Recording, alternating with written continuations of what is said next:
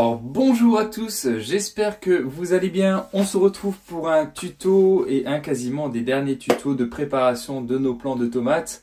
La dernière ligne droite puisque c'est bientôt le 15 mai et on va faire une dernière petite chose pour nos pieds de tomates pour un petit peu les booster. On va voir ça ensemble.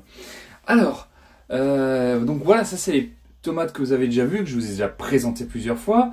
On va encore leur donner un petit coup de boost supplémentaire. On va enlever un petit peu tout ce qui est les feuilles du bas.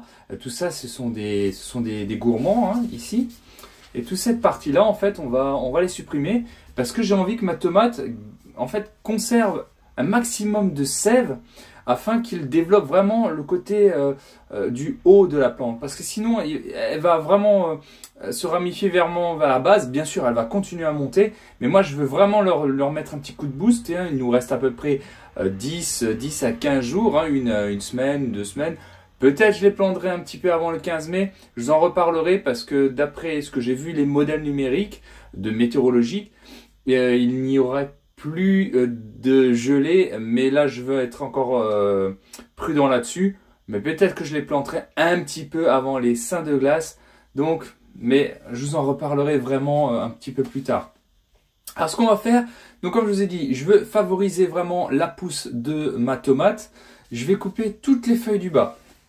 Alors, soit vous les pincez, c'est ce qu'on appelle pincer des gourmands, ou alors vous pouvez prendre soit des ciseaux, soit la main. Ça c'est peu importe. Hein. Le résultat, moi j'ai dit, l'important c'est toujours le résultat. Peu importe ce que vous utilisez, c'est le résultat qui prime. Donc je vais couper en fait toutes les branches du bas, toutes les feuilles. Hein. Là j'ai coupé tout ça. Tac. Pas avoir peur. Hop. Comme chez le coiffeur.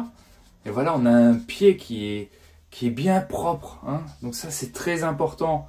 On verra aussi, et là on voit quand il y a déjà des départs de futurs gourmands, bah, on les enlève, hein. Il n'y a pas besoin. Puisque je vais déjà enterrer ma plante jusqu'ici, quasiment, quand je vais les mettre au sol. Donc il n'y a pas besoin de tout ça. Gardons là un maximum de sève pour justement favoriser la pousse du haut. Et d'ailleurs, je ne sais pas si on le verra bien à la caméra, mais j'ai déjà les premières fleurs qui vont commencer à venir ici. Donc c'est plutôt très bien, quoi. Donc je suis vraiment content. Donc ça, faites-le sur vos pieds de tomates. Comme ça, elles vont encore s'endurcir un petit peu. Elles vont encore pousser pendant une dizaine de jours.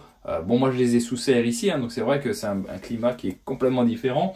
Là, j'ai... alors, attends pour dire... J'ai 22 degrés ici dans la serre. À l'extérieur, j'ai 18 degrés. C'est nuageux. Mais avec les rayonnements, ça chauffe quand même la serre, hein, ce qui est plutôt assez... même si des fois vous avez des nuages, mais il y a certains rayons, alors je sais pas si c'est les ultraviolets, bref, je ne pourrais plus le dire là exactement, je ne vais pas dire de bêtises, mais ça chauffe quand même la serre malgré que c'est nuageux, hein, donc ça c'est un petit peu un petit avantage. Donc ça, faites-le, coupez un petit peu tous vos feuilles du bas pour favoriser la pousse du haut, comme ça elles vont vraiment encore grandir. Première, donc ça c'est un boost numéro 1. Et je vais vous donner encore un boost numéro 2. Alors, on va leur donner un petit coup de fouet. Je vous avais parlé des engrais, hein, des engrais toujours bio, hein, je parle toujours en bio. On avait des granulés et on avait du liquide aussi que je vous ai parlé. Donc, je vous présente les granulés, vous les avez vus tout à l'heure. Donc, c'est la diffusion lente qu'on va mettre comme ça qui vont se diffuser courant des semaines, courant un mois. Généralement, ça tient à peu près 3 semaines à un mois, ces granulés.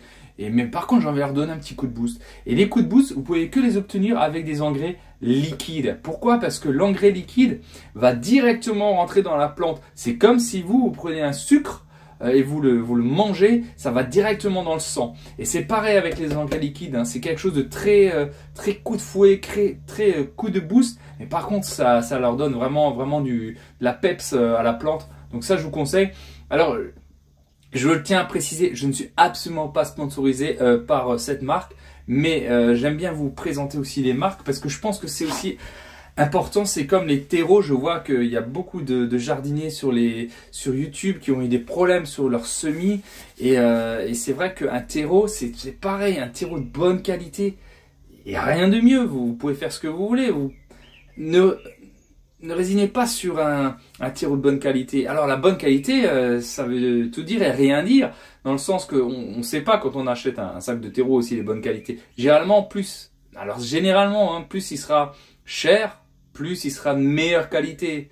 Mais vous avez l'occasion de pouvoir ouvrir votre terreau et le voir, ou au moins palper le sac du terreau et regarder qu'il n'y ait pas beaucoup de branches, hein, de branches qui n'ont pas été bien décomposées. Et c'est ça le problème des terreaux bas de gamme, c'est que c'est souvent des terreaux qui n'ont pas eu le temps vraiment de se décomposer et ça ne donne pas de bonne réussite au niveau des semis. Pardon. Donc, privilégier. Alors, touchez le terreau un petit peu, ça, si vous voyez que c'est assez souple, etc., c'est généralement un bon terreau. Alors, des fois, vous avez des terreaux, effectivement, qui sont pas trop chers et qui sont quand même de bonne qualité, mais là encore, c'est une question de chance. Donc, terreau, bonne qualité, on coupe nos plantes et on leur donne un petit coup de fouet avant la plantation et peut-être durant la saison, un coup de boost. Alors, moi, j'utilise la marque, alors je le dis quand même, la marque Fertiligène, bon, c'est quelque chose que j'utilise. Je ne suis pas sponsorisé encore une fois par cette marque-là, mais quand j'utilise quelque chose et qui fonctionne, je n'hésite pas à vous le dire. Je mettrai en description, bien sûr, le produit si vous voulez le trouver. Vous avez des spéciales, bon, moi j'ai pris un engrais universel. J'ai trouvé au litre, était moins cher que le spécial tomate, mais vous avez un spécial tomate aussi hein, que vous pouvez prendre. Donc voilà, c'est agriculture biologique, vous n'avez pas à vous en faire, hein, c'est à base je crois, d'algues, me semble-t-il, oui, avec algues, etc. Donc il n'y a pas de souci. Je l'utilise, ça fonctionne, je l'utilise depuis 3 ans, vous pouvez y aller. Voilà. Sinon, je ne le dirai pas. Donc un petit engrais liquide, booster, comme ça leur fait du bien avant la plantation, et puis durant la saison, leur mettre un petit coup de boost. Et vous allez voir, hein, ça va changer carrément. Au bout de 5 à 8 jours, vous allez vraiment voir une différence, c'est notable. Hein. Donc ça, et puis des bons terreaux. Je vous ai souvent parlé des bons terreaux de semis, de culture. Je sais que le solabiol, que ce soit en semis ou en réempotage, c'est un bon terreau à ajouter avec de l'or brun. Ben, vous voyez bien mes plants, hein, je les ai semés au mois de mars. Bien, vous avez vu, là, le tuto, c'était début mars. Et vous voyez comme ils sont beaux. Ils sont magnifiques. Ils ont à peine 2 mois. 2 mois. Pareil, quand vous choisissez des plants de tomates en jardinerie, favorisez toujours des beaux plants trapus, costauds, avec un port, c'est-à-dire le pied qui soit bien costaud. Ça sert à rien de prendre des tomates qui font 40-50 cm et qui ont un pied, un port tout chétif, tout vert clair, parce que ce sont des plants forcés en jardinerie. Et ça, c'est pas forcément... Alors, c'est pas qu'elles vont pas pousser, elles vont pousser, bien sûr. Mais ce sont des plants qui auront tendance à être plus fragiles, qui vont se casser plus facilement et surtout qui vont être atteints de maladies beaucoup plus vite que celles-ci qui ont subi du froid. Déjà, elles ont subi du -3 à l'époque, hein, parce qu'elles sont ici sous serre. Et souvenez-vous, début avril, on avait eu du -3. Bon, je les ai couverts, etc. Mais on voit que la base, elle est violette. Et ça veut dire, ça c'est une tomate qui, je peux vous garantir, qui tiendra. Hein. L'année dernière, on avait des problèmes de mildiou, hein, quasiment tout le nord de la Loire. Hein. C'était vraiment terrible. Hein. Peut-être dans le sud aussi, je m'en souviens plus. Mais en tout cas, chez nous, dans l'est et dans le nord, on avait eu du mildiou à gogo. Je crois que j'étais un des rares dans le secteur à avoir des tomates. Parce qu'elles sont endurcies, elles sont dures. Je les ai tout de suite, je m'en suis tout de suite occupé. J'ai coupé les feuilles qui avaient du mildiou. Je les ai traitées avec du bicarbonate. Donc tout ça, vous pouvez utiliser, mais on en reparlera. Et c'est pour ça aussi que durant la saison, c'est bien de quand même pincer, enlever les gourmands de vos tomates. C'est vrai qu'il y a 2 écoles. Ceux qui gardent les gourmands, ceux qui les enlèvent comme moi. Donc, après, moi j'ai dit toujours, c'est le résultat. Si vous avez des résultats quand vous les enlevez, bah, continuez comme ça. Si vous avez des résultats, si vous laissez vos gourmands, bah, vous les laissez. Hein, d'accord? Il ne faut pas se faire des guéguerres entre nous, ça ne sert à rien. Moi j'ai dit toujours, le résultat prime sur tout. Voilà, donc, pour résumer, n'hésitez pas encore à les tailler un petit peu les branches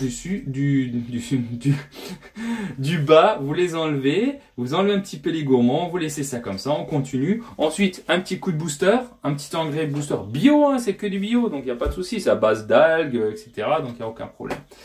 Voilà, j'espère que cette vidéo vous aura plu. N'hésitez pas à me mettre un petit like, à vous mettre des commentaires.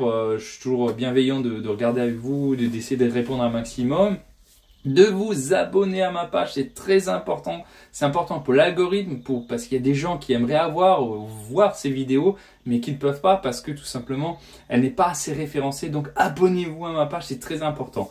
Voilà, je vous fais de gros bisous, bien sûr, comme d'habitude. Vous prenez soin de vous. On se retrouve peut-être un petit peu avant les seins de glace pour la plantation des tomates. Mais sinon, c'est le 15 mai, après les 15 mai, donc après les seins de glace. Donc, patience, je vous ferai une petite vidéo avant, c'est pour ça, abonnez-vous, vous aurez la vidéo avant, on reparlera de ça, on regardera nos modèles météorologiques et on verra si on peut, oui ou non, cette année, planter avant les seins de glace. Prenez soin de vous et je vous dis à très très vite. Bye bye!